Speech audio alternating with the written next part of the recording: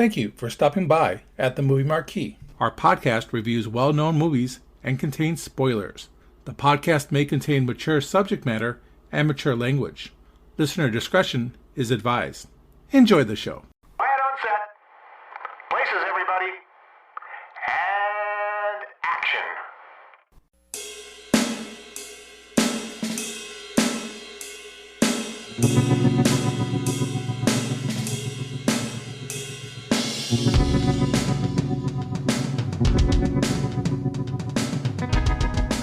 Welcome, listeners, to our Cameron Crowe double feature. To start with, we're going to be discussing Cameron Crowe and our relationship and how we got to know Cameron Crowe and a few things about Cameron Crowe so we can have a kind of a background before we actually start reviewing our two movies that we're going to be reviewing, which are Maguire and Almost Famous.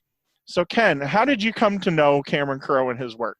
Well, I met him at a bar, and he slipped me a Mickey, and next thing I know it, I woke up in this motel, and everything went dark. It was very disturbing. I'm just kidding, of course. Came to know Cameron Crowe through the movie Say Anything with John Cusack, and then, of course, with Maguire, and then Almost Famous. I probably really didn't know the name, though, until Vanilla Sky. So when Vanilla Sky came out, it was kind of Cameron Crowe's big feature. Vanilla Sky, it was touted out being this big Cameron Crowe film, and I'm like, oh, Cameron Crowe. Who's Cameron Crowe? And I look back in those other movies that I just mentioned, I loved. So I look forward to Vanilla Sky. And for another podcast, we'll talk how I feel about that one. All right. I also came to know Say Anything as well. I came a little bit later to the Say Anything party than I did a few of his other pieces of work.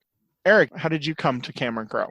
Well, I'm kind of in the same boat as you guys. Mine was definitely Say Anything. Was that 1989? So I would have been 8th, 9th grade. Big music fan. The soundtrack just blew me away on that movie. And the movie itself, I'm a huge John Cusack fan, which I know Ken is also a big John Cusack fan. The movie itself was just a great movie. I mean, yeah, it's a chick flick, but it just everything rolls with it. Ken, I think that encounter might have been with Russell Crowe. That sounds more like his MO. That kind of does. He didn't call me, though.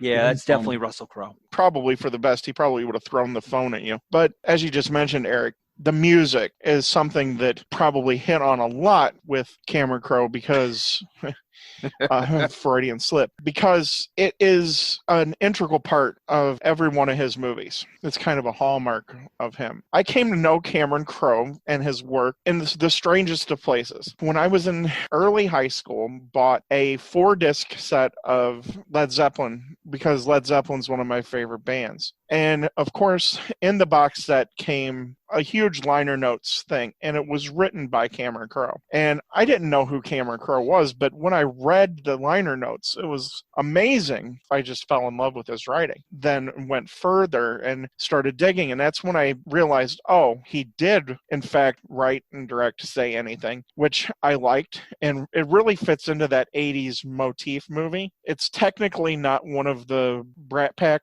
movies, but it fits into that vein. But then, Maguire came out, and then Almost Famous came out. And Almost Famous hit me right in everything that I enjoy, which is music, and everything about it just hit me. And I really then started to look into Cameron Crowe, and that's when I realized that he wrote the book for Fast Times at Ridgemont High, which is amazing. And when you look at how young he was when he wrote Fast Times at Ridgemont High, it's just absolutely bananas. But then if you go back even further, when he was he was in high school, and he was on tour with Led Zeppelin and the Allman Brothers and Neil Young and Deep Purple and Leonard Skinner. That's crazy. It's just amazing. He's led such an amazing life. So this kind of leads into the next question, because really the bulk of Cameron's really good work is that late 80s into the 90s era. So how do you guys think he fits in with the other really good writer-directors of the 90s? I think he fits in really well with the group for the 80s and 90s. I wish we could see a little bit more from him. I don't know if he has anything new on the horizon. Everything he's put his mark on when it comes to writing Fast Times, when it comes to Say Anything, Almost Famous, Maguire, even Vanilla Sky. I mean, these are all great movies. Yeah, Vanilla Sky drags a little bit, but overall, it's still a very watchable movie. And I kind of wish that he could be doing some more stuff, maybe expanding his horizon horizons into today. I agree. I mean, think about it too, especially with movies and genres now. Movies today, a lot of your great movies are backed by just incredible soundtracks. Right. And he was kind of one of the first people to really roll in the soundtrack with the movie. I mean, if you think about watching these movies without that soundtrack, it's a completely different movie altogether. Right. And maybe not even watchable. It's a completely different movie altogether. Funny. Yeah. Ken, how do you think he fits in? With the 90s itself, I believe he's top tier. Outside of the 90s, I think he dropped. I think he loses consistency after Almost Famous. I agree. He falls off with Vanilla Sky and Elizabethtown. They're definitely a step down from Jerry Maguire and Almost Famous. It seems like he put his whole heart and soul into Almost Famous, and then it just drops off. I'm not sure what happened. He set the bar so high with those two movies, Jerry Maguire into Almost Famous. He almost has to keep going higher and higher and higher. And if you don't reach that plateau, your next movie, if it's not even comparable to an Almost Famous or a Jerry Maguire, critics will pan it and it just tanks. I think that's what happened with Elizabethtown. Yeah. Big time.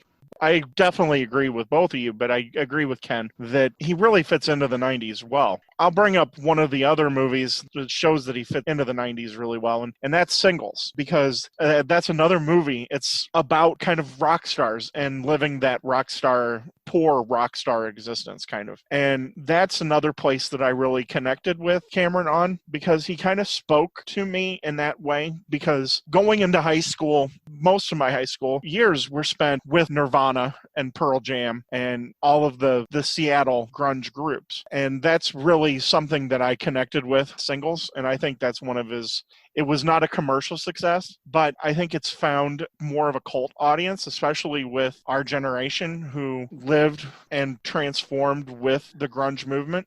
And to continue on with his movies, I mean, again, it had another incredible soundtrack. Exactly. And yes. That's where he really connects. And you can really tell, and this is going to kind of lead into the next part here that I want to discuss, is you can tell by the way he writes his movies, the dialogue is really honest and it's good. It really almost Kevin Smith-esque as far as dialogue between characters. But the thing that really you can tell that he was a journalist, and you could tell that he has that authenticity that he brings to everything that he writes, that you feel like you're being with that character in that time. Because take when he wrote Jerry Maguire, he actually spent a year with sports agents. Of course, Almost Famous is autobiographical, and so he lived most of everything that happened. But take Fast Times at Ridgemont High. When he wrote the book, because he was still so young, went undercover into a California high school and lived that existence. It seems so cliche now because this whole idea has been used in sitcoms where a character goes back and goes undercover, or it's been done in another movie like Never Been Kissed with Drew Barrymore, where she goes undercover into a high school. But he actually did it, and that really brings a level of authenticity to his characters that a lot of writers don't have. So that's why one of the main reasons I would put him in a higher tier of writer-directors from the 90s. I really do include him with that breaking of the mold, so to speak, set of writers and directors that really busted through and established themselves in the 90s. So here's what I would say about Cameron Crowe and what you said earlier about creating characters. Creating characters that I want to be. So I wanted to be Lloyd Dobbs from Say Anything. I wanted to be that character. I really liked that character, and I felt like connected with that character.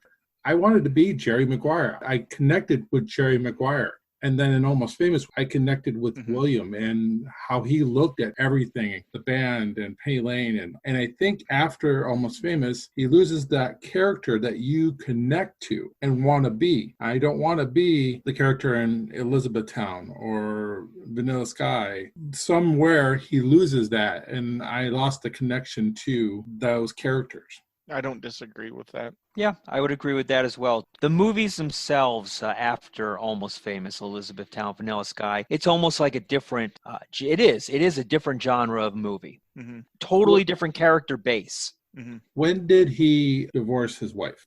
Was it around 2000? It was around that time. It was right after the making of this movie, I believe. Because his movies seem to be different, maybe because he's in a different point of his life.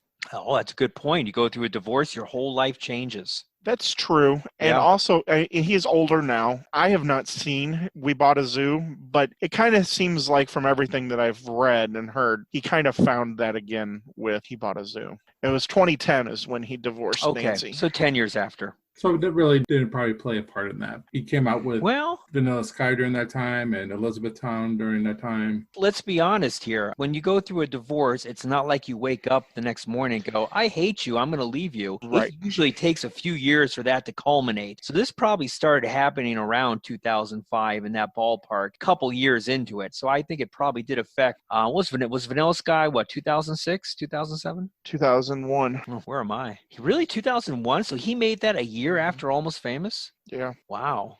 It might go again to the point where he invested so much in Almost Famous that it took in some time for him to reinvent himself. Because when you put your heart and soul into something, how can you bring your heart and soul back into another project? That movie is his life. I mean, literally, it is the story of a 4-year block of his life. If you listen to interviews, even though he was very kind, he was very demanding of that film, more so than any movie that I heard him work with. He was very much about getting takes over and over and over and over. I did hear that too. The way I heard him discuss it, though, was that he does enjoy that, though, trying to get the different aspects of the intricacies of different things. We've discussed a lot here about Cameron, and we are going to be discussing 2 movies in our drive-in double feature. So let's discuss a little bit about Jerry Maguire and Almost Famous and how they are related. I'll start it off by saying, without Jerry Maguire and the success of Jerry Maguire and everything that came with Jerry Maguire, Almost Famous probably doesn't get made, because having a success like a Jerry Maguire, where you have somebody of the cachet of a Tom Cruise set basically codify your career at that point and say that you are legitimate, and then to be acknowledged by all of the awards season, and then you actually get a win with Cuba Gooding Jr. Almost Famous, then he's given a leeway that he didn't have before. He was given a blank check pretty much to do what you need to do to make this movie, hands off. Exactly. And I think that that's an interesting relationship, and that's kind of why I'm glad that we are choosing these 2 movies to talk about, because they are so intricately related to each other in that way, because it freed Cameron to be able to make the movie that he wanted. And he'd been wanting to make this movie for, I believe it was 10 years. Yeah. Him and his wife had been working on it together. In fact, they were writing songs together on their honeymoon. Right. And that wraps up our discussion of Cameron Crowe, who is, again, the subject of our first drive-in double feature. So we'll see you when we start to review the movies, Almost Famous and Jerry Maguire.